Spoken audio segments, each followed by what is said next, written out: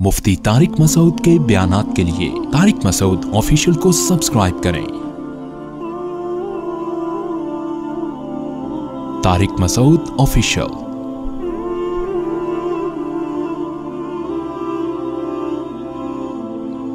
मुफ्ती साहब, आपको बचपन से शौक था कि मुफ्ती आलिम बनना है? नहीं, मुझे बचपन से शौक नहीं था। बचपन में तो पायलट बनने का शौक था। जब कोई बचपन में हमने पूछा था क्या बनोगे, कहते पायलट बनेंगे। उसके बाद फिर शौक बदल गया, कमीशन ऑफिसर नेवी में जाने का शौक हो गया कि ऑफिसर बनूंगा। मुझे इतना शौक था कि जो स्कूलों में प्रोग्राम होते हैं ना, 14 अगस्त को 5वीं क्लास में प्रोग्राम हो रहा था, वो जो क्या कहते हैं, टैबलो कहते हैं उसको, टैबलो, उसमें लोग बच्चे मुख्तलिफ चीज़ें बनते हैं। उसमें मुझे मौलवी बना दिया उन्होंने।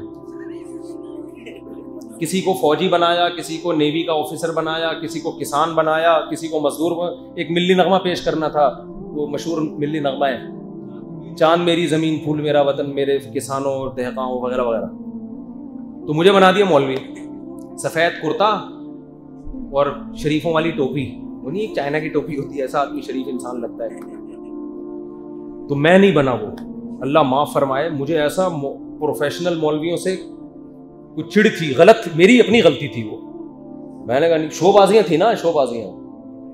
तो क्योंकि हम देखते थे यार, एक फौजी की तो बड़ी इज्जत होती है, मौलवियों को तो लोग पूछते ही नहीं है, ये मौलवी आ रहा है, ये मौलवी है, ये इस तरह से वो मुल्ला मुल्ला इस तरह कराची में तो फिर भी इज्जत है, पंजाब में थोड़ी और कम है। तो अब मुल्ला हो सूफी इस तरह की बात करते थे। अच्छा, मेरे वालिद साहब नेवी में भी थे और मौलवी भी थे। मौलवी का मतलब हाफिज कुरान और मस्जिद में नाइब इमाम भी थे। तो वो दोनों चीज़ें जमा थी उनमें। तो अब जब दोनों ऑप्शन होते हैं तो वो वाला ज़्यादा अच्छा लग रहा होता है, वो वर्दी सफ़ेद और कैप और स्टाइल। तो मुझे बना दिया मौलवी। अबे मैंने कहा यार मैं नहीं बनूंगा। तो मैंने मना किया, अपने टीचरों से पड्डा किया। फिर उन्होंने मुझे फौजी बनाया, फिर सफ़ेद शर्ट और वो कैप वैप, और फिर मैंने कहा अब सही लगे हिसाब किताब। वो ऐसे टोपी पहन के ना, कुर्ता बगैर कॉलर का कुर्ता पहना दिया था पहले, वो मुझे समझ में नहीं आ रहा था। तो चूँकि मुआशरे में जो अफसरों की इज्जत है वो मौलवियों की, उलमा की नहीं है, तो बच्चे को ना ये चीज़ें खल रही होती हैं, भाई इज्जत तो इसमें है। तो इतना अल्लाह माफ़ फरमाए कि मौलवी पने से मुझे एक चिढ़ कह लें आप कि नहीं जी मौलवी नहीं बनना। फिर हम 6ठी में चले गए, 7वीं में चले गए, स्कूल चेंज हो गया, उस वक्त भी मौलवी नहीं बनना। मैट्रिक कर लिया, मौलवी नहीं बनना। हमारे अब्बा की ख्वाहिश थी मेरा एक बेटा तो आलिम बने। तो बड़े भाई को मदरसे में दाखिल करवाया, वो कोई कारी साहब ऐसे जल्लाद किस्म के मिले, इतने चित्रौल लगाए उन्होंने कि वो भाग गए। बाज़ कारी होते हैं, सारे मदरसों में ऐसा नहीं होता, लेकिन बाज़ स्कूलों में भी होते हैं। हमें बाज़ टीचर स्कूल में ऐसे मिले कि अल्लाह की पनाह। तो स्कूल में भी होते थे उस जमाने में, बाज़ मदरसों में भी होते थे, तो दोनों जगह होते थे। तो वो नहीं पढ़ के दिए। फिर दूसरे भाई को दाखिल कराया, वो भी नहीं पढ़ के दी। उन्होंने हिफ्ज़ तो कर लिया, लेकिन वो मेरे भाई बयान भी सुनते हैं, नाराज़ ना हो जाए।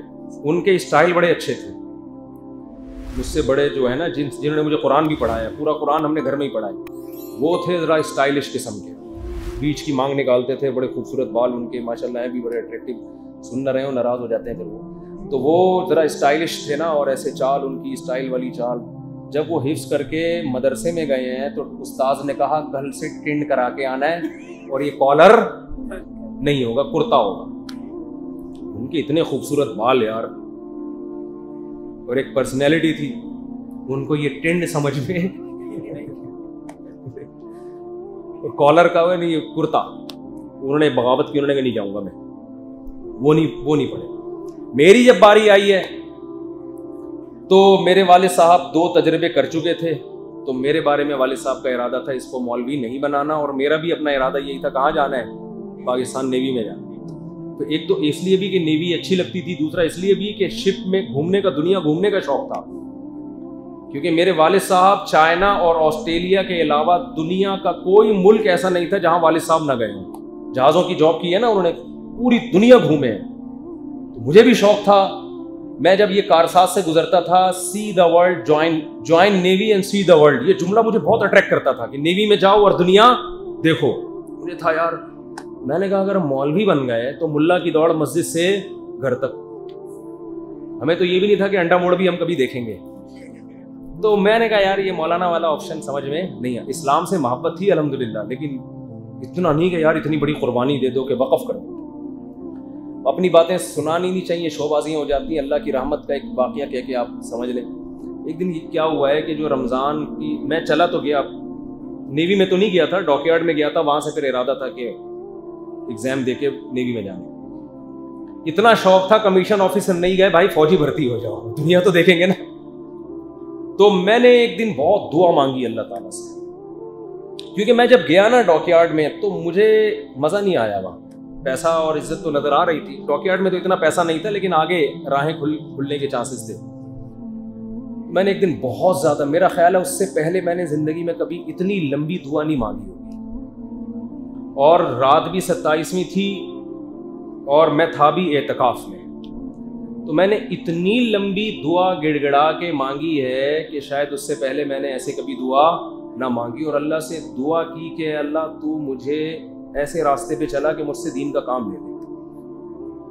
جس راستے میں جا رہا ہوں نا, دیکھو وہ بھی اگر کسی ویژن کے تحت جائے تو نیوی میں جانا بھی اچھا ہے, لیکن اکثر لڑکے کسی ویژن کے تحت تھوڑی جا رہے ہوتے ہیں. وہ تو اس لیے جا رہے ہیں کہ انجوائے کریں گے, آفیسر بنیں گے, بڑی ٹھاٹ پاٹ ہوتی ہے, پیسہ آئے گا, عزت آئے گی, شادی اچھی جگہ ہو جائے گی.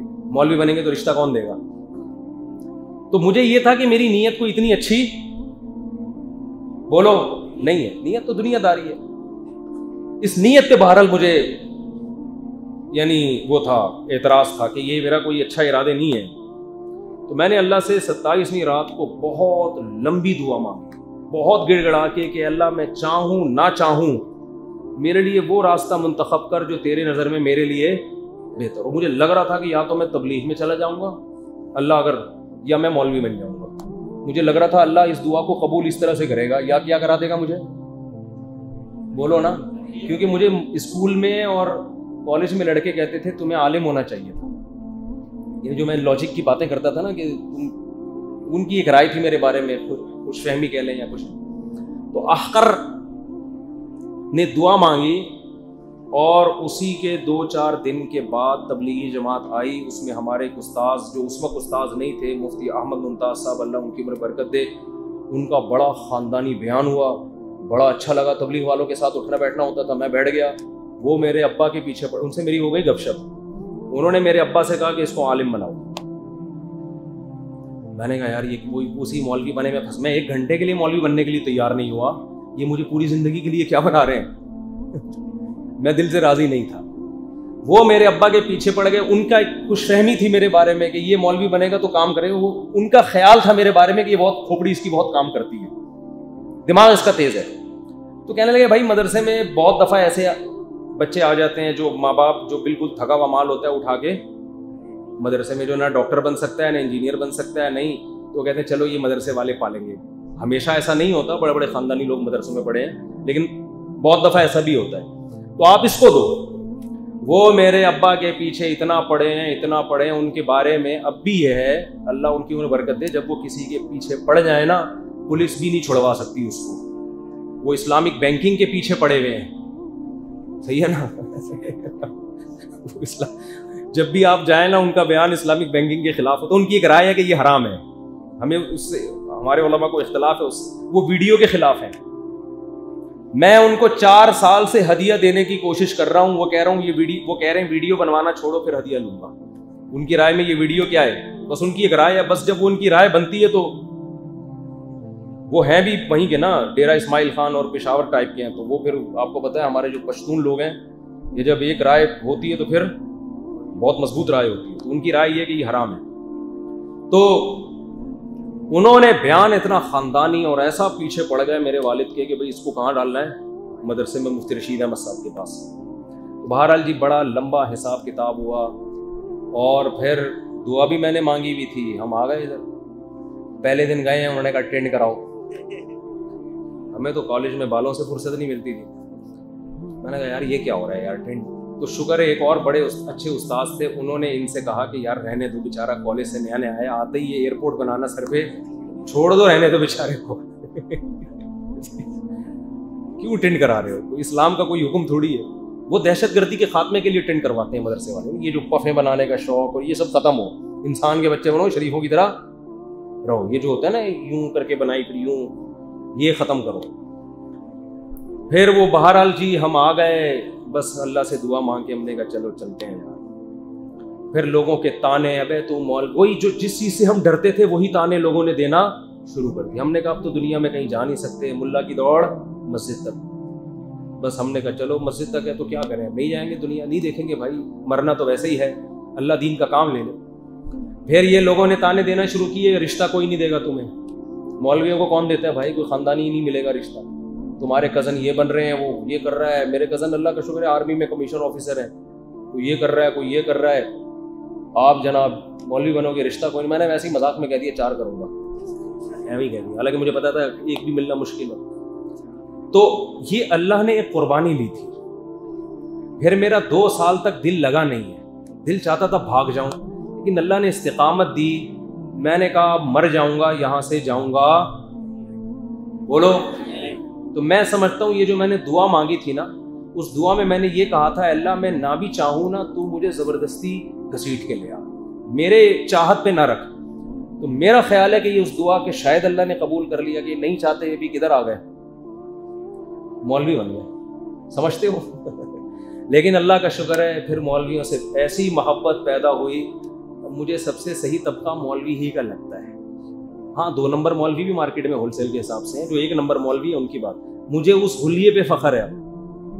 میں اپنے بچوں کو کوشش کرتا ہوں شلوار قمیض, پینٹ شرٹ جائز ہیں, مجھے اچھے نہیں لگتے. اپنے بچوں کو ٹوپیاں لا کے دیتا ہوں, بیٹا ٹوپی پہنا کرو, انسان کے بچے لگتے ہیں. کتنا چھوٹا سا بچہ ٹوپی پہن کے گھوم رہا ہوتا ہے, کتنا اچھا لگ رہا ہوتا ہے. بچیاں اسکارف میں کتنی اچھی لگتی ہیں.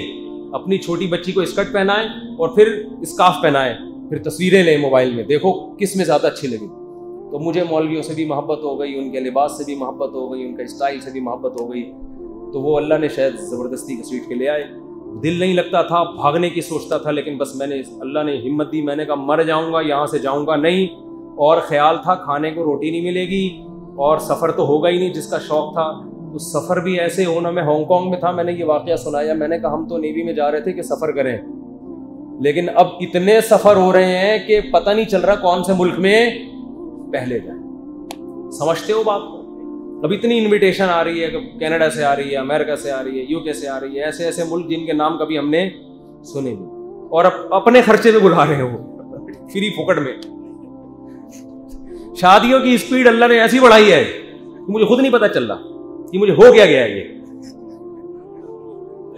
یہ آٹومیٹک ہو گیا ہوں میں بھائی. دوسری تو کسی ضرورت کے نظریے کے تحت کی تھی, پھر تیسری بھی ہو گئی. سمجھ میں نہیں آ رہا یہ مجھے ہو کیا گیا ہے. تو اللہ دکھا دیتا ہے کہ بھائی ٹھیک ہے نا, یہ سب چیزیں کس کے ہاتھ میں ہیں, بولو اللہ کی. تو یہ اس لیے اپنے بچوں کو مولوی بھی بناؤ بھائی, ڈاکٹر بھی بناؤ, انجینئر بھی بناؤ, پائلٹ بھی بناؤ, آفیسر بھی بناؤ, لیکن ایک آپ کیا بنا دو, مولوی بناؤ. تو اس سے دین کا کام ہوگا, برکتیں ہوں گی. رزق کے دروازے تو اللہ ویسے ہی کھولتا ہے, جب کھولنے پر آتا ہے نا, یہ اللہ کے ہاتھ میں ہے, کھولیں گے رزق کے دروازے. اور پھر میرے بھائیوں نے میرے ساتھ بڑا تعاون کیا, والد صاحب نے بڑا تعاون کیا. انہوں نے تانے نہیں دیے بلکہ اور تعاون کیا. ہمارے یہاں بچوں میں یہ ہوتا ہے, مدرسے جاتے ہیں تو دوسروں کے تانے تو برداشت کرتے ہیں, گھر والوں کے تانے برداشت نہیں ہوتے, وہ بڑا برا بلا کہہ رہے ہوتے ہیں.